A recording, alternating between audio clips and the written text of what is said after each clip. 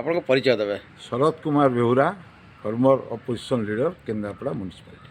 ଆଗାମୀ କେନ୍ଦ୍ରାପଡ଼ା ପୌର ନିର୍ବାଚନ ପାଇଁ ବିଭିନ୍ନ ଦଳରୁ ଯେଉଁ ପ୍ରାର୍ଥୀ ଆଶା ବାନ୍ଧିଥିଲେ, କିନ୍ତୁ ହଠାତ୍ ପରିବର୍ତ୍ତନ ସଂରକ୍ଷଣ ଇଏରେ ହଠାତ୍ ପରିବର୍ତ୍ତନ ହେଇକି ମହିଳା କରିଦିଆଗଲା। କିନ୍ତୁ ଏହି ମହିଳା ଦୌଡ଼ରେ ଆସିବା ପରେ ବହୁତ ନିରାଶ ହୋଇଛନ୍ତି ପୁରୁଷ ପ୍ରାର୍ଥୀ। କିନ୍ତୁ এই ମହିଳାଙ୍କ ଦୌଡ଼ ଭିତରେ ଆପଣଙ୍କ ପତ୍ନୀଙ୍କ ନାମ ଶୁଣାଯାଉଛି, କ'ଣ କହିବେ? ନାଇଁ ଦେଖନ୍ତୁ ଆଜ୍ଞା, ଇଏ ତ ହେଉଛି ଗୋଟେ ସାମ୍ବିଧାନିକ ବ୍ୟବସ୍ଥା। ଆଦେହରେ ମହିଳା ଏବଂ ପୁରୁଷ ରହିବେ, ରିଜର୍ଭେସନ୍ ଅଛି। ଏତେ ପରସେଣ୍ଟ ପୁରୁଷ ରହିବେ, ଏତେ ପରସେଣ୍ଟ ମହିଳା ରହିବେ। ତେଣୁକରି ଇଏ ସରକାର ତାଙ୍କର ନୀତି ନିୟମ ଅନୁସାରେ କରିଛନ୍ତି। ମୁଁ ଏହାକୁ ସ୍ୱାଗତ କରୁଛି। ମହିଳାମାନେ ସଶସ୍ତ୍ରୀକରଣ ହେବା ଦରକାର। ମହିଳାମାନେ ସମାଜକୁ ସେବା କରିବା ପାଇଁ ଆଗେଇ ଆସିବା ଦରକାର। ସେଥିପାଇଁ ମୁଁ ଆକୁ ବଧେଇ ଜଣାଉଛି। କ'ଣ କହିବେ ଯେଉଁ ପୌର ନିର୍ବାଚନରେ ଯେଉଁ ମହିଳାମାନେ ଏଥିରେ କିଛି ମହିଳା ଆସିଛନ୍ତି ଲଢ଼ିବା ପାଇଁ, ସେମାନେ ସେମାନଙ୍କର ଟ୍ୟାଲେଣ୍ଟ ପ୍ରକାଶ କରିଛନ୍ତି ବିଭିନ୍ନ ଗଣମାଧ୍ୟମରେ, ଶିକ୍ଷା ଜଗତ ଉପରେ। ଆପଣଙ୍କ ପତ୍ନୀଙ୍କ ବିଷୟରେ କ'ଣ କହିବେ?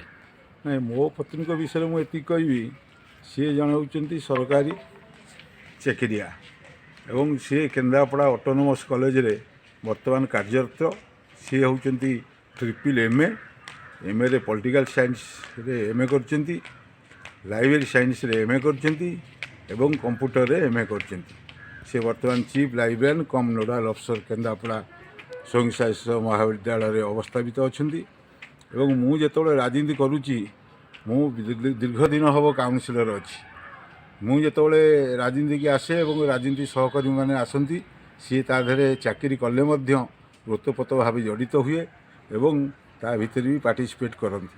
ତାଙ୍କର ଚାକିରି ଏବଂ ରାଜନୀତିକ ଯେଉଁ କାର୍ଯ୍ୟକଳାପ, ଏ ଦୁଇଟା ଉଭୟ ଭିତରେ ତାଙ୍କର ବି ଦବଦବା ଅଛି। କ'ଣ କହିବେ ଆପଣଙ୍କ ପତ୍ନୀ ଯେଉଁ ନିର୍ବାଚନ ଲଢ଼ିବେ, ଚାକିରି ବର୍ତ୍ତମାନ ଅଛନ୍ତି? ଆମେ କିଛି ଗଣମାଧ୍ୟମରେ ଜାଣିବାକୁ ପାଇଲୁ ଯେ ବିଜେଡ଼ି, ବିଜେପି, କଂଗ୍ରେସ ଯିଏ ଚେୟାରମ୍ୟାନ୍ ଦେବ ଆମେ ପ୍ରାର୍ଥୀ ହେବୁ, ସେ ବିଷୟରେ କ'ଣ କହିବେ? ନାଇଁ, ସେ ବିଷୟରେ କ'ଣ କରିବେ? ତାଙ୍କୁ ଇଚ୍ଛା ଯଦି ଥିବ ଚାକିରି ଛାଡ଼ି ଆସିକିନି ରାଜନୀତିରେ ଯୋଗ ଦେବେ, ଲୋକଙ୍କ ସେବା କରିବେ, ତାହେଲେ ମୋର କିଛି କହିବାର ନାହିଁ। ସେଇଟା ତାଙ୍କର ନିଜସ୍ୱ ମତ। ଏବଂ ଯେଉଁମାନଙ୍କ ନାଁ ଶୁଣାଯାଉଛି, ଆଉ ତାଙ୍କ ନାଁ ଆପଣ କହୁଛନ୍ତି, ତାଙ୍କ ନାଁ ବି ଅଛି। ତେଣୁକରି ଯଦି ସିଏ ଚାହିଁବେ ତାହେଲେ ସିଏ ଆସି ପ୍ରତିଦ୍ୱନ୍ଦିତା କରିପାରନ୍ତି। ଏବଂ ମୁଁ ତ ବ୍ୟକ୍ତିଗତ ଭାବେ ଏବେ କଂଗ୍ରେସ ଦଳରେ ଅଛି। କଂଗ୍ରେସ ଦଳର ଜଣେ କର୍ମକର୍ତ୍ତା ଅଛି, ଜିଲ୍ଲା କର୍ମକର୍ତ୍ତା।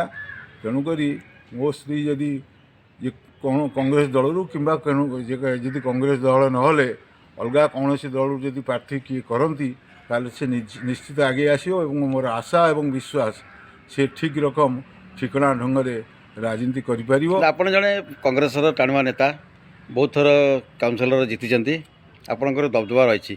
କିନ୍ତୁ ଏଇ କିଛି ଦିନ ହେବ ଆପଣଙ୍କ ଦଳର ଲୋକ ଆଲୋଚନା କରୁଛନ୍ତି ସେ କଂଗ୍ରେସ ଏକରକମ ଯଦିଓ ବିଧିବିଷ ଘୋଷଣା ହେଇନି, କିନ୍ତୁ ସେ ଛାଡ଼ି ଦେଇକି ଅନ୍ୟ ଦଳର ମୁହାଁ ହେଲେଣି। ନା, ସିଏ କିଛି ଲୋକ କିଛି କଥା କହିବେ, ଲେଟ୍ ଦେମ୍ ସ୍ପିକ୍। କିଛି ଲୋକ କହିବେ, ସେମାନଙ୍କୁ କହିବାକୁ ଦିଆଯାଉ। କ'ଣ ହେବ କ'ଣ ନାହିଁ ତା ସମୟ କହିବ। ଆଉ ଖୁବ୍ କମ୍ ଦିନ ଭିତରେ ଆପଣମାନେ ଜାଣିପାରିବେ କେଉଁ ଦଳରୁ ପ୍ରାର୍ଥୀ ହେଉଛନ୍ତି ଏବଂ କିଏ ପ୍ରାର୍ଥୀ ହେଉଛନ୍ତି। ଆପଣ ଠିକ୍ ଟାଇମ୍ରେ। ଆଉ ଗୋଟେ କଥା ବି କାଲି କିଛି ଗଣମାଧ୍ୟମରେ ମୁଁ ପଢ଼ିବାକୁ ପାଇଲୁ ଯେ କିଛି ନହେଲେ ବି ସ୍ୱାଧୀନ ପ୍ରାର୍ଥୀ କଥା ଉଠିଲା।